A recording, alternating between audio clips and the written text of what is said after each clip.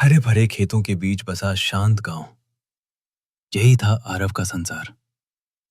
आरव का जीवन दो स्तंभों पर टिका था, उसके पिता दयानंद और उसके आराध्य बजरंगबली। दयानंद गांव के सच्चे सेवक थे। गरीबों के लिए शिक्षा, कुएं, सहायता, दवाइयां, वो हर पल लोगों के भले में लगे रहते। गांव ने तय कर लिया था कि उन्हें ही अगला ग्राम प्रधान बनाया जाएगा, लेकिन कुछ लोग इस सच्चाई को सहन नहीं कर पाए।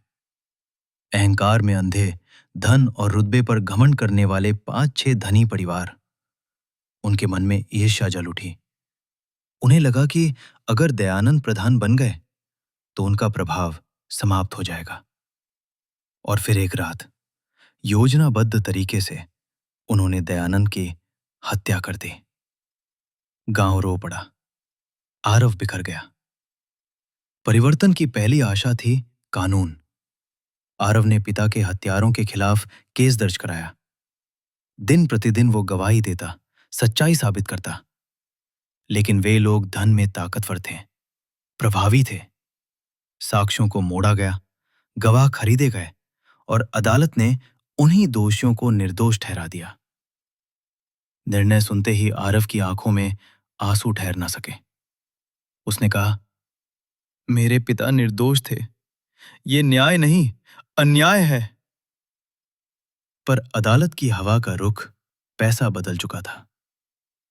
दुनिया की सारी आशाएं टूटने के बाद आरव अपने अंतिम सहारे के पास पहुंचा, गांव का मंदिर। उसने बजरंगबली की मूर्ति के चरणों में सिर रख दिया। रात भर सिसकियां, प्रार्थनाएं और एक ही विनती, हे बजरंगबली, मैं बदला नहीं चाहता, बस सच्चा न्याय चाहता हूं। अगर आप हैं तो मेरे पिता की आत्मा को न्याय दिलाइए। कई दिन बीत गए। आरव चुप रहता, लोगों की मदद करता, पिता की राह पर चलता और रोज मंदिर जाकर न्याय की प्रार्थना करता। और फिर गांव में कुछ अनहोनी घटनाएं होने लगीं। एक एक कर दयानंद के हत्यारों पर प्रकृति की मार टूटने लगी। पहले व्यक्ति को अचानक तेज हार्ट अटैक हुआ, जहां डॉक्टर ने साफ कहा, कारण अज्ञात। दूसरा पहाड़ से लौटते वक्त सड़क हादसे का शिकार हुआ। तीसरा जंगली इलाके में लापता हो गया और बाद में उस जगह पर सिर्फ कपड़े मिले, किसी जंगली जानवर के हमले के निशान। चौथा पानी में डूबा। पांचवा विषैले सांप के डसने से मर गया। किसी ने किसी को छुआ तक नहीं, सब दुर्घटना मानी गई। गांव वाले भयभीत थे। वे फुसफुसाते, दयानंद के साथ अन्याय हुआ था, संभव है किसी बड़े अस्तित्व ने न्याय किया हो। आरव ये सब जानकर सिर्फ शांत रहा। वो न मुस्कुराया, न बदला महसूस किया। उसने मंदिर जाकर सिर्फ इतना कहा, मैंने किसी के लिए विनाश नहीं मांगा था प्रभु, मैंने न्याय मांगा था। अगर ये न्याय है तो मैं सिर झुकाता हूं। उसके आंसुओं में क्रोध नहीं था, बस पिता की स्मृति और ईश्वर पर विश्वास था।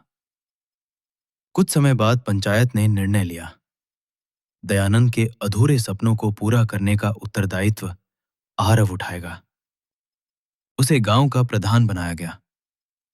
पहले दिन जब वो पंचायत भवन पहुंचा, उसने अपने पिता की तस्वीर के सामने दीपक रखा और कहा, पिता, आपने जो राह दिखाई, मैं उसी पर चलूंगा। न किसी से बदला, न किसी से नफरत, बस सेवा, न्याय और प्रेम। गांव में नई योजनाएं शुरू हुईं। शिक्षा, सफाई, जल व्यवस्था, बुजुर्गों की सेवा और हर निर्णय में निष्पक्षता। लोग कहते, दयानंद मर नहीं गए, वे आरव के हृदय और उसके कार्यों में जीवित हैं। आरव आज भी रोज मंदिर जाता था, लेकिन अब उसकी प्रार्थना बदल चुकी थी। हे बजरंगबली, मेरे गांव में न किसी को अन्याय सहना पड़े, न किसी का दिल टूटा रहे। मुझे ताकत दो कि मैं सभी का सहारा बन सकूं। दीपक की लौ हिलती, मंदिर में घंटी बजती और मानो हवा कहती, जहां सच्चा भक्त होता है वहां भगवान स्वयं न्याय करते हैं। कहानी समाप्त नहीं, क्योंकि सेवा, सत्य और भक्ति कभी खत्म नहीं होती।